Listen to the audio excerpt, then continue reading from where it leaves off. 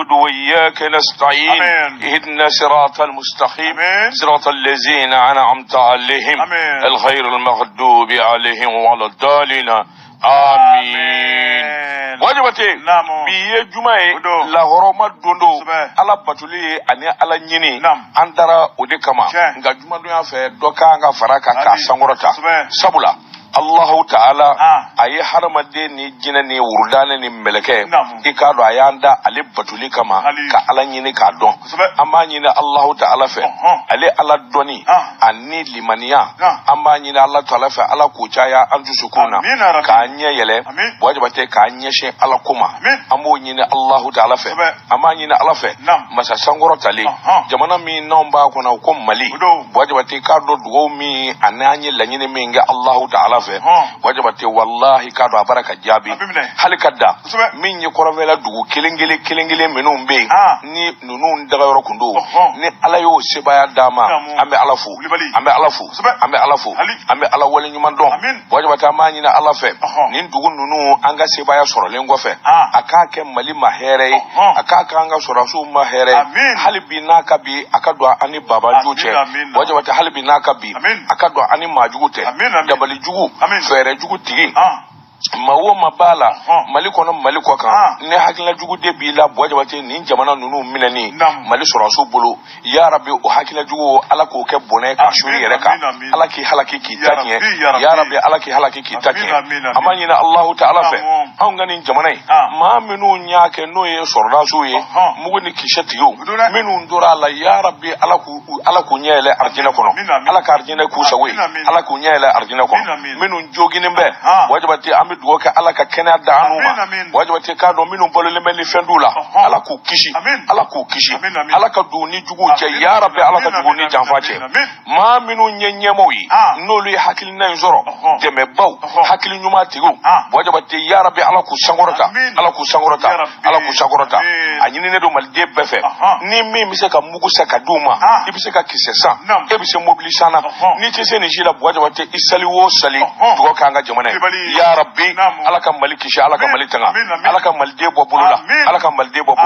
ambe sangoro kam minyine anine kam minyine ala ma kera mali herebe ala bula chamande ala ko shuranga beka jeki bulo korta sambe 600 أعوذ بالله من الشيطان الرجيم اللهم صل على سيدنا محمد عبده ورسوله الله لا شريك له لا إله إلا الله اللهم صل على سيدنا محمد عبده ورسوله الله لو جئت لبجيل أحمد الله لا إله الحمد لله رب العالمين نعم بلا تقبدي wajibate ikado nyeni nye wajibate min woni wulika joni chesiri jamana kono wajibate manga ni mandigu be minun ba do kafo ikado amana tige Dawuda dala jamana embi laba duwa ni barka dila choroba nyuma amba fo kai ko fe alaji haminya wajibate ikado abini kakalo chama mbo sangili alamisa ka qur'ane jige alakama jamana yi wajibate ikadon minye chukoroba ye anga fo kwa ka duwa ajabira sabula alekum be min no fe ode jamana bele yele ka lafiya wajibate ikadon ko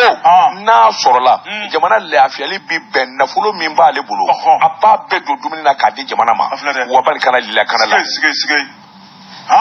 ni nywana mama njable ala ka mango amina rabbi wajibate ne be mbulo karika do bi boni sebe mi nuka mala difference ma mi nya sebe atwa de ko arali ko ako kidal ko ngoni wajibate ka do akunda bora mi ngama e ko bulo mo jede mi nye janvan jugu ani mafa la jugu ani minu nye nafanyine nauye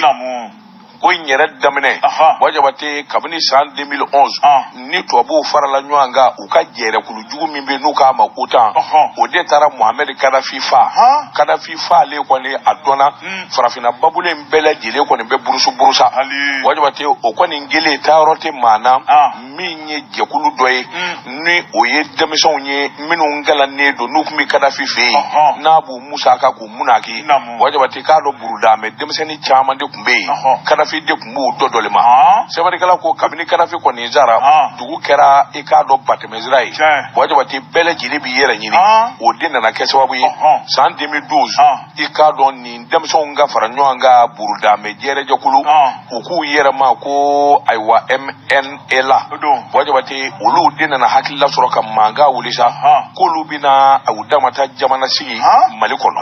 wajabati kabno ko ni ngera ibai ka fo nywa mu balia ni gela nana do malifa bele jilina sabula jamais kalo klitali wolo vla san 2012 unana bi ka militaire mi no lu be korovela la wajabati MLA ale di ko indabo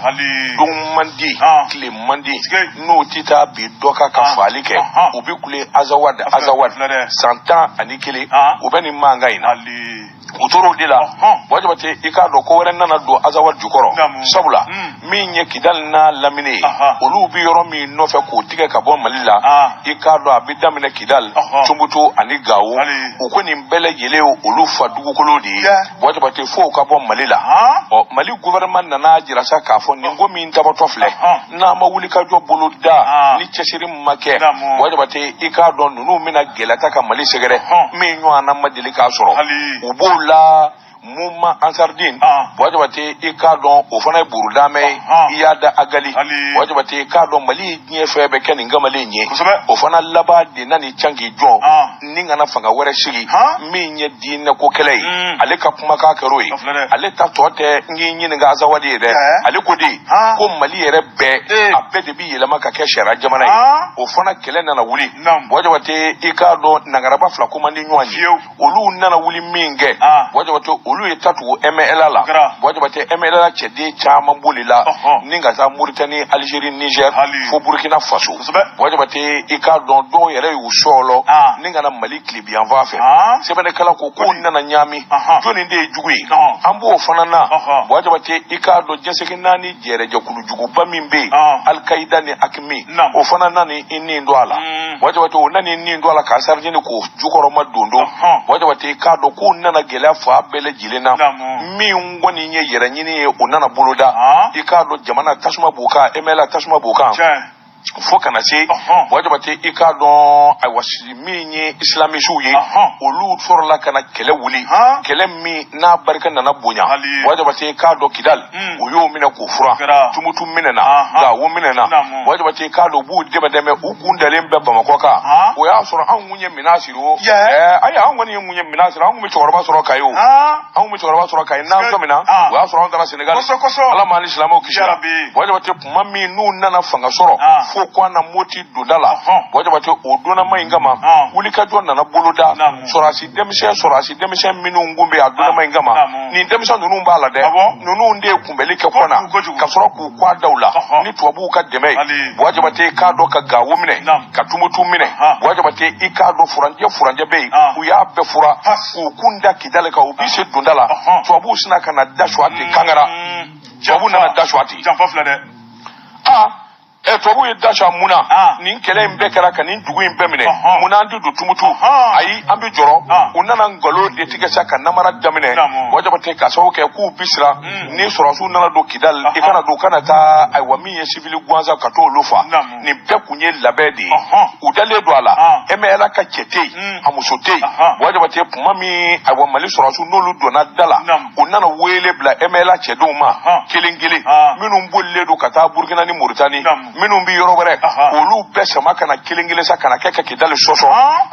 wajabate ikado aywa amina famu kuma mi ka fo janvan bala o ya soro dangera kanu sinji ku barka marfa ka duma ka dabali kuratige wajabate o wuli ka jonno chesiri ibaye ka fo o minna be Ibrahim Boubacar Keita ka fanga wati ma ibeka anaka premier ministre folo Umar Tatamli olu ya nyini Mali korovela kubi yenyala san 2013 juillet kalo ni akili bala petu aforu ena ala ya ki anyo ana shute wajabate ka do wuli ka jonna na buluda udana tumbutu ani gawo kasoro ka segi mama se ka do kidal wajabate premier ministre wore Musa Mara ikado nana wuli ka do buluda o ko halna le kungolo bitwala sibiri do mekalo kleta le wolovla ale na ka delegation bi do kidal wajabate yangadi yenye mi nye salafana kle ni yemugo ka me wajabate ka do kana kele wuli fa bele gilina ikado anana do saka fo jongwala janva imbarika bunyana fo ka fo ka tuti sabula bamanji minun be udili duna wajabati mugo ka bita tiga pumami ma bisa bani woro oni turala soroda si shigi wajabati prefo ni su prefo foroba barakela minun be wajabati ka do akoni ngara bele jele ki yera nyini musa marabi wo be pumami ka bonni jadi ngono kana bamako amaja wajabati kabnu karasa minye aywa anta fe jamono murtanu olu nana wulika do buluda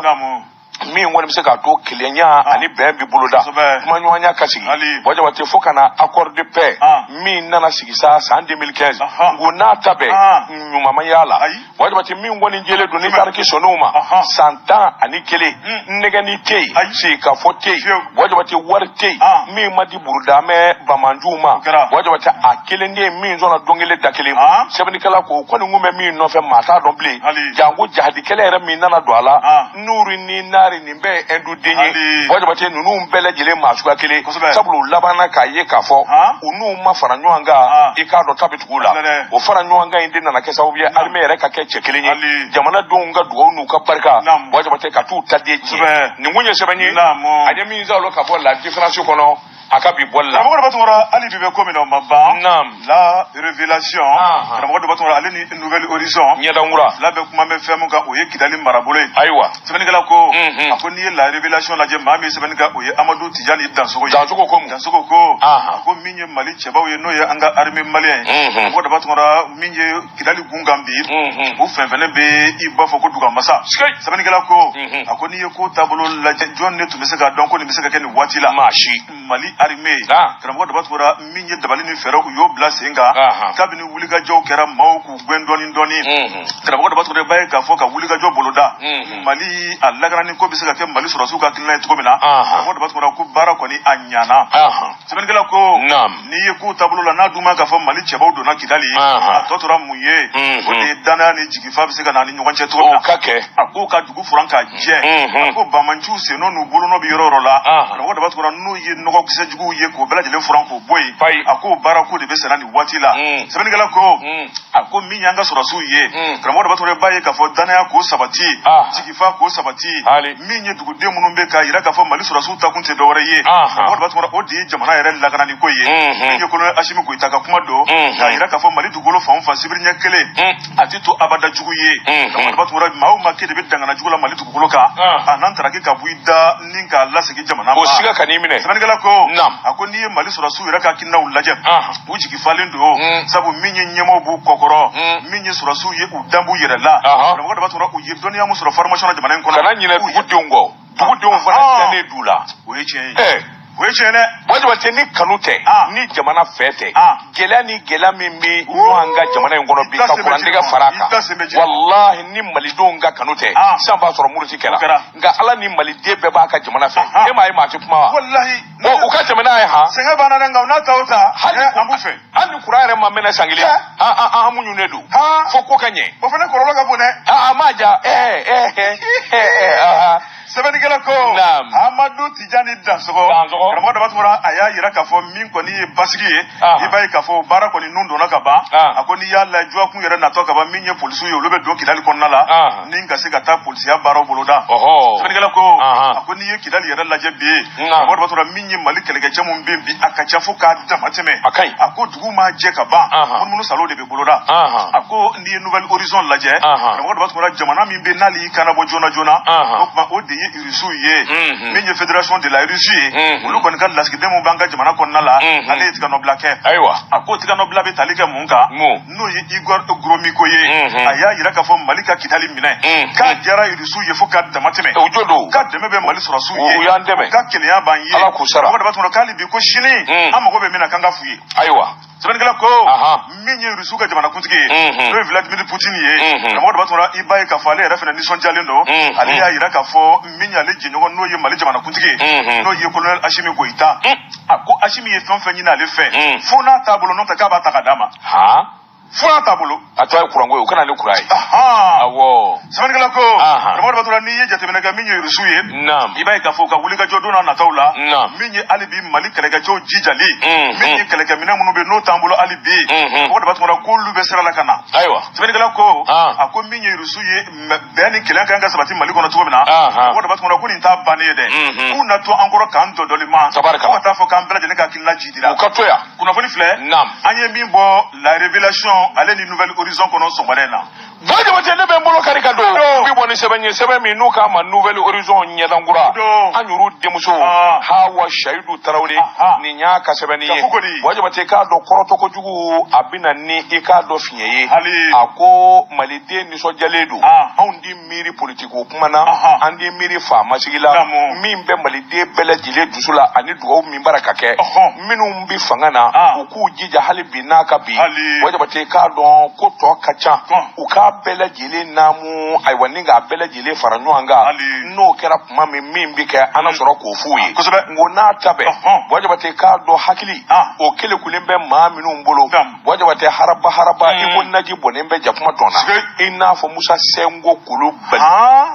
Kulubali waje bate ka do ale tonzigi o komi ma Ligue démocratique pour changement LDC général de brigade ale re fanga de blakoi waje bate e ka do masakundo nga laba nana koroto akera nyana dunde mene dola kwa yera bi ke president ni Musa Sengo Kulubali waje bate yalma nunu do kanga kuma ni wati na jamana kono wa sebeni kala nyingali to mebe Musa Sengo Kulubali ko kedo nunu nye kele minge ando na kidal nguka wa kidal ko kono banasa o ka blate wa voto kake kajuma bla ko ka fanga bla vote mais non Musa Sengo Allah ai ni ima nga mi wo ni yo fo mi nga fi obi fie de sige ne ka bunya babe ni ngamalenga mais c'est dommage unyina na deu ne surasi rap makai ai surasi era to ko tesa nunu ne ku de ta ka atitela erebelu ye jamana mina fo kona nunu nga kuma bi sige c'est-à-dire que les gens oublient souvent malikadi ai mali mandiu mali de kako ni ne mo la je jamana ne kadi ni bi se ka fo est-ce que nunu nga kuma bi ils doivent passer inaperçu ko tugo machi kanu ye billahi lizi la kibaru nunu de fanga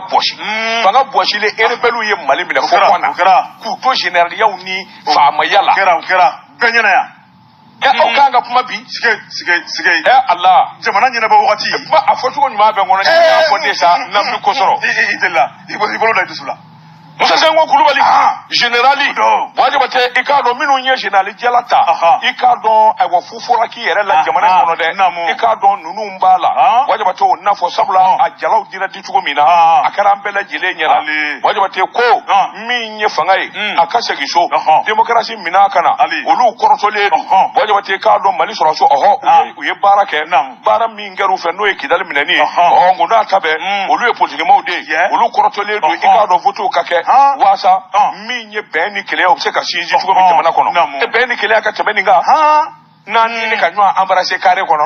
be data anda nyisa kabini tarata don fo bi mari don be sugo duna tugo na be sugo duna ni son dia sugo Musa Sengo Kulubali ikado aberata adunye masake sabula akara général de brigadier wajabati Musa Sengo Kulubali ne hakili taala voto bi ka do me ministre de l'administration territoriale do ne hakili bala do ale de bora tele la ministre ni min vole manga ko ni jate wara mabo ibi ka be ka président c'est lui qui l'a dit. Moi je me rappelle. C'est-à-dire que problème je n'oublie jamais. Iyo fonye mele. Iyo fonye de. Ola. Moi je vais kabini coup d'état kera Musa la do. Il y a pas un petit coin mi kera kone binyina ko. Asebene ndembulo de ala de odi adengania be ngulo. J'ai tout en tête. Mais je te dis, hakramugo. Ko vote kera do mi. Ko fona soro ko wera kera de. Non ko sino ibeka est président. Ça sera cour constitutionnelle ka jabi mabdi. Oui. En tant que ministre de l'administration ne ko bi koroto ko ni ndemso nga fanga blasa voto kake jamana benga ni hakilna kana Sengo ibunya ba nyoro ni mi dade doni Allah ba na kuma do fo mi mai ni mu yese benye anye mi mo nouvelle horizon kono akabi bolla Jeka pip kaka fere fon la kodon nege kanye tan placera Bamako ka fo jiginew ka bonya masegi be awye jeka pip ka ka prefon la kodo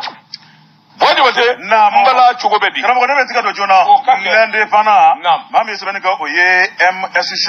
kana ngone batungora akominye dusumango te fato gonina yani tobe sumale ba tabola ka temena yira ye ako esigemi Dr. Umaru Maruko kana ngone batungora tukoni akominye Umaru Maruko na bise kana ngone batungora kaka dadi sabani kala ko ako minye Umaru Maruko jwa kun kelen konnala minye boko fulaye kuma doti da doka ako minye surasu ye kidali minale monke eko jara Umaru Maruko yedi fo ka bwala mi sabani kala ko ako ni jatemina ke yani mabe jigi birola italo na yorom na kanga jigola ai kana jigi italo rola ise minyi sama kaseta na de wode fie o fere che hewe ba wana gado we wilibani nam sebeni kala ko kramoro batwara minye Umaru Maruko akilente politique mai Mali kono Umaru Maruko akake fala ni ga ke tungora ke jamana ko fe kramoro batwara ko na tugodi ayere ka sonjugu ayere ka wulika jo ayere ka jamana burujali kramoro batwara ko de ni la sama sebeni kala ko akoni ye jatimina ke minye Mali fame politique mau la debe ka de membe ka nyeshi politique mi jamana ma sebeni kala ko ako minye Umaru Maruko ye kramoro batwara domina minye Mali armée dona kuna foni bora ka di jema ma o dugu saje arabadon ay sebenike sebeni metalike munka ninga nyeshi turku ka masake mo no ye ibay ka fo turku ka masake no Erdogan ye kamo da batuma aya nyuno fe ko u yedro no fere malima kantika dore kala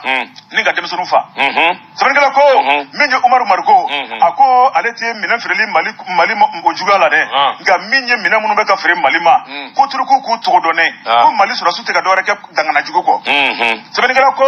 ako minye Umaru Maruko ye o kuma ka ba fo turku ye ku ka ota ma o fara nyonka ku ka jigi Mali konnala ku ye kaba ko mu dalibi kane ku ka no nyona ke so na date ya di kabia akoroka na dongo nundi adi kabia abenga o tiadi dugu bia kabia apeta fale anolu betara France di kolonje ba beda fale be kolonje ba ma yerbike sababu jugu yere makoyi karamo da batwara hali bibe ko bino maba menye Umaru Maruko aklale turku ka masakela ayelle tri warake ningo chiga tayri suka masakema ka ira ka fo Vladimir Putin karamo da batwara ka klo daile ka nye daile ka jamana in laje ko Mali nyemo be ka minta ka sikara ko ngalonfi kale be min fo yin toritike ko de ka me ka bisibiluka sebeni gala ko ako ka bisibiluka o ishara je ko no wa ako kelebe ke menye sibilu lube magoto ko Mali sura sute dora la kuta ka baraka ni professionalism yere kube ka baraka ni dangane adi karamo da batwara minye juguya kene kan dai ko taka kidali ka usigare ko dora te kidali bino di fiento bere ko nyema na da mauma ka bi kubo defa beta do ka fo mi be kidali bi bo kuma sa ni mala na koy sebeni gala ko karamo da batwara Umaru Maruko na tsika Mali deme karamo da batwara ka dadi ko ni mami tsika ko jiga be jila imankun sebeni gala ko ako mi Umaru Maruko ye abeka do France rifuka ako ni alama kuna janke Umaru Maruko ni bisunga kale kam Mali na liko bane de sabu dore ko ni tale bolo dongo do kolo kala kuma ninga nyeshi are wolo dugu mo dugu jamana ma ninga do jugala ko labla kiema ye mune kele no fe abeka ke da munga ni ma yira ka foto ko ya jamais 203 kelenkera flakera ko kuma ngasi ka sabana makono profani flani anye mimbo independent kono ukabi bolido wajibate namu mami mbine do baji kono ni sanji nanawo ko be nyigini jorobewa ko tola ebe mbolo kele ku mbi mo ni sebenye seben minuka ma aujourd'hui alhaji abe haidara shuke ni ya ka sebenye wajibate ni nyeta bike ibi yelema ke ni yelema bike soro bike ni soro kera jidi bike wajibate jidi mana ke jamana dun ni so bija wajibate direction générale de douane directeur ba mi nye konate ukama inspecteur général Amadou Konate wajibate ka do ayelema bulu kacha do ni bala ka so ke munye sa kalutale fla na fulu kasa bi mi no bi sora fe kadi jamana duma wajibate o kera sababu ye mi nye Mali anjigiti da ma wore kable na nyera ka cheke dawte odila mi nye ministry bobo ke pasa bobo ke ble mi nye ay watanu ni sa kalutale fla bo ke ka nyeshi douanyo ma wajabate dorata ubi soro baminge ne kabla wakade kono akudi wuli ka dola jatemino na wajabate nin chew nin chew anini muso no lu faralanga kani nyoro inge mbe mi nyine dobi faraka miliyarta anina miliyar biwuluvla ninani wajabate ikado kalo kile sebene kala ko ikake amadu konate kaseka ninge odela mabe wajabate ikado makile jokula ni minum bi faranyanga wajabate ikado mitoka yela malike odela minye doanyo ye cliff line yela ma unana ke wajabate ikado ka dobo yoro dola ka to bla yoro dola ninga na ni doy ko bla yoro dola abe ku diye wajabate bara be kologiria ninga bara annafa pseka jamana soro chomi inspecteur général Amadou Konate je suis au garde-vous wajabate ikado ninga male dongo bala ka sabo ke munye aywa jamana e doni minda kun san 2022 atemenoka 2023 wajabate sigato la sa ere mabba mi wole do war sorolila wajabate ikado temena aywa hakeka odela mi nye doanyo ye wajabate anana wulika jo buluda wulika jo mi aywa noyi yelema minu ngera atara kanyeshi inspecteur Mohamed Aga Amedou wajabate kadon au décret chef de bureau relations publiques communication colonel Oumar Tangara wajabate ikadon au kera minye bureau de l'audit contrôle interne wajabate ikadon aleblalo nyamayala colonel Ibrahim Aga Asalat wajabate ikadon directeur des recettes statistiques inspecteur des douanes korosise oyaka danga colonel Amadou Baraka Boare wajabate au décret directeur administration personnalité ikado aleblalo oyorola minye directeur de renseignement de lutte contre la fraude colonel Cheikh Amala Diallo wajabate ikado welela ningata centre d'expertise technique la sebenegala ko ni yelama nunu akundi ye halibi ikado nyeta kasabati akuni ya takalaje Amala Diallo yi ale bole minge wajabate ikado colonel major Amadou Sanogo fota ale de kumbe folo la hawla wala quwwata illa billah ita yere ibita ngali ka yere la ala ni kamale zumane do wa abi dende kateme ati foi do parako sano sika soka de ta sanogo kono sika soka achamanye yengayo wajabate akosa no abi yoro indo ikwa jufa abi yoro indo iko klishi wajabate kado ale de welela demise dobe wajabate ikado ofana welela ka faraka ofana ka wulika joni chesri douane na bila kote colonel Abdurrahman Jakite wajabate ale welela ka faraka minye colonel Isufu Daga wajabate ale kera aywa directeur des finances et de la logistique minye bureau des régimes économiques Korolé colonel Bay Aga Asoni wajabate kado ale la direction de la réglementation aywa minye facilitation des relations internationales colonel Jagili Jagte ya Allah ita se bejirima nyoronga kwa colonel hakili be $100 hakili be $100 nam kan 2002 nye kane ke sigaso ale de tu stadio ka nyemayi o bato o wati asura ba katani flaflila wa bideka jugu ay Jagili fana te foi do doyen barako jama de ba no fete wati awo amakadi samu kanikele chedumamba an vaw de jerawo nga na mato ya kilu do jele nyoro afaka atul adone ko jeli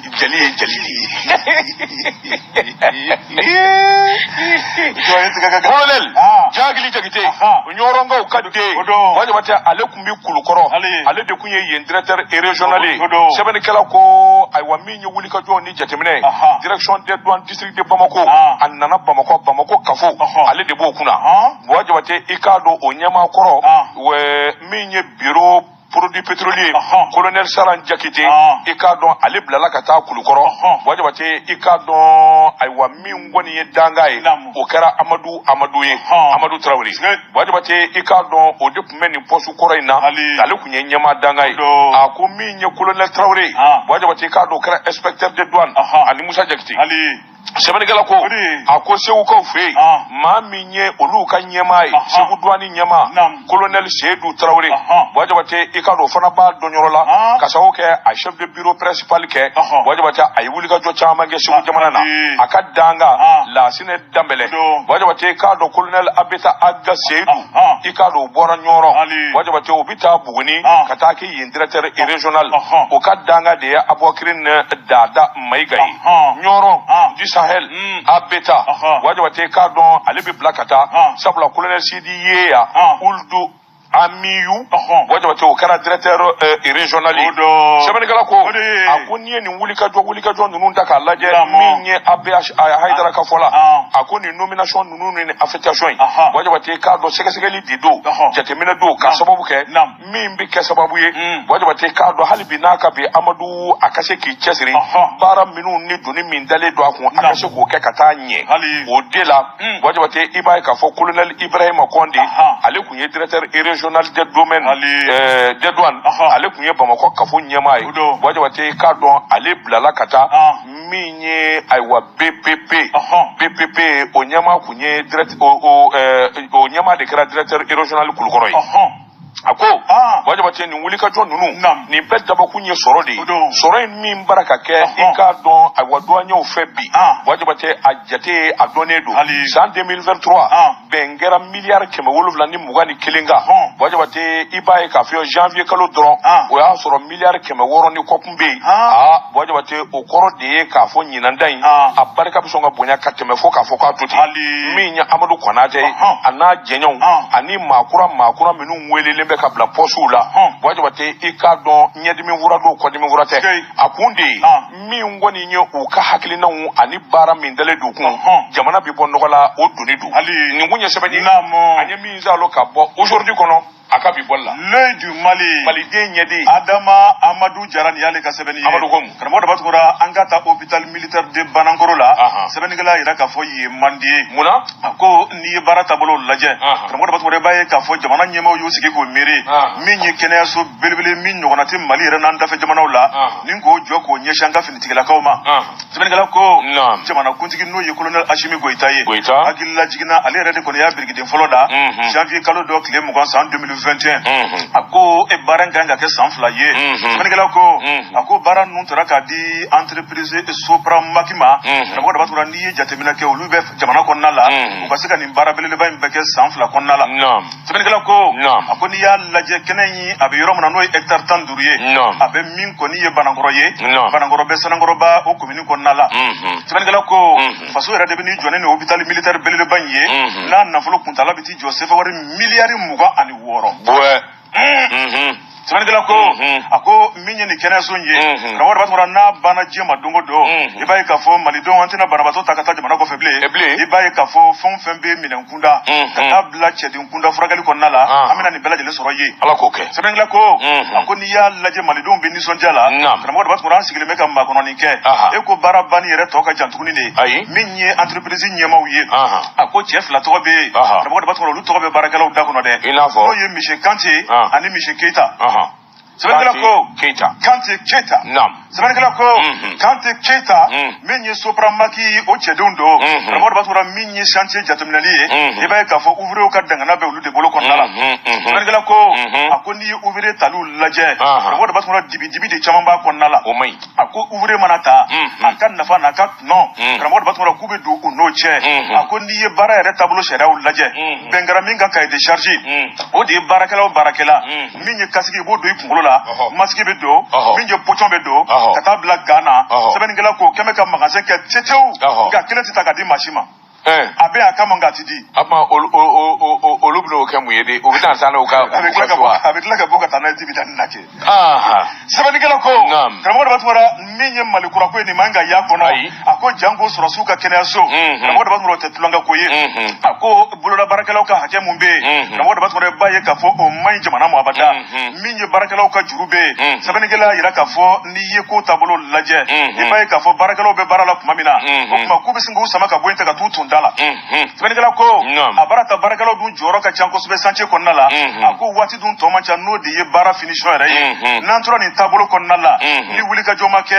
sɛbɛnnikɛla y'a yira k'a fɔ waati kofɔlen mun fɔra ko bɛ sɔn ka tɛmɛ fo ka camanba fara o kan dɛ sabu baara kɛcogo man ɲi min ye kangarida ye karamɔgɔ daba tun na ko Asimi Goyita ale min yɛrɛ nin ko in ta bolo fila la k'a k'a dɔn k'a fɔ min bɛ nin waati la k'a man di o de kaɲi kunnafoni filɛ an ye min bɔ le du Mali kɔnɔ u ka bi bɔli don waati n'a ka waati ma se bi ye juma ye o don i tɔn ka tezara premier n k'o foro ni jigin kuma sera o b'a sɔrɔ Amadu ye ayiwa te sanso deuxième dilan n b'o dɛsi n kɔnɔ ka sɔrɔ ka taa juma na n ka cɛ i solila ka bɔ ta i bɛna taa min kɔni ne ka musokɔrɔba de filɛ ne ka solo ka ne lakunu sɔgɔmaden na ko fo ne ka taa fura de ɲini ka d'a ma fura in tɔgɔ ko damisa ne yɛrɛ t'a dɔn damisa in bɛ sɔrɔ fan o fan kɔkɛ a kan bɛ sɛnɛfɔkɛ ka fura de ma mun bɛ feere Nura FM na kɔmuso tiɲɛ don fura in ka ɲi kosɛbɛ fura in tɔgɔ de ko damisa kabini ne ye fura in sɔrɔ waati min na n lafiyara ni dɔ banna dɔrɔn n bɛ taa dɔ ta k'a daminɛ mɔgɔ jolisira bɛɛ lajɛlen fura in bɛ boli a bɛɛ lajɛlen na mɔgɔ bɛ fili i niyɔrɔ dumuni ma nka i niyɔrɔ kuma i tɛ fili o ma ne yɛrɛ de ye sinafɔkɛ ye a ye fɛn o fɛn fɔ fura in na a bɛ fɛn kɛ min ka jugu ni nin bɛɛ ye n ko don dɔ la ne dɔnbaga dɔ y'a terimuso su ka kɛ ne ka fura in kan k'a k'a san musokɔrɔba ko ale dan t'a denmuso ka kɔnɔdimi in ban cogo la tuguni nka a dara a la don kelen a ye bidɔn 1 san o kɔfɛ a nana bidɔn 5 de san sisan ne n'u kɛra teri k'a sababu kɛ ala ni den in furakɛli kama ala barikala bi ne y'a ye jamana ɲɛmɔgɔw sera ka papier ta k'a di an ma n'an ka ma ko carte professionnelle o tɛ kɛ gansan ni ko ma kɛ ko t'i dɔn fura in bana mana k'i farikolo fan o fan fɛ a bɛ don k'a sama ka bɔ farikolo la pewu k'i lafiya k'a kɛ i n'a fɔ i bolo cogo damisa fura lakika don o kɔfɛ an ye sɛgɛsɛgɛli kɛ fura wɛrɛw la kɛrɛnkɛrɛnnenya i n'a fɔ jabɛti ani tension ka an tɛgɛ da a bana kisɛ yɛrɛ kan walasa an ka se ka mɔgɔw nafa ni a ye k'o fara damisa ko in kan ni ala sɔnna ma an ka se ka mɔgɔw bɔ u ka degun kɔnɔ kɔni ne ko anw maa minnu yɔrɔ ka jan sɛnɛfɔkɛ a ka telefɔni numéro bɛ sɔrɔ mun ye n balimakɛ a ka nɛgɛjuru sira o bɛ sɔrɔ o tɛ dɔwɛrɛ ye i mago b'a la a mana kɛ mun ye furako in ye fo ka taa se mago wɛrɛ ma i bɛ se ka sinafɔkɛ k'a yɛrɛ wele 75 01 63 95 walima 66 11 78 49 n'o ka gɛlɛn maa ma i bɛ se k'i senfa biribiri ka taa mun ye Janginɛbugu bɔlɔntan-terrain yɛrɛ kɛrɛfɛla la ye i mana sinafɔkɛ ɲininkali kɛ maa la bɛɛ lajɛlen b'a yɔrɔ ye Samaden ala ka balo jɛn nka ala ka barika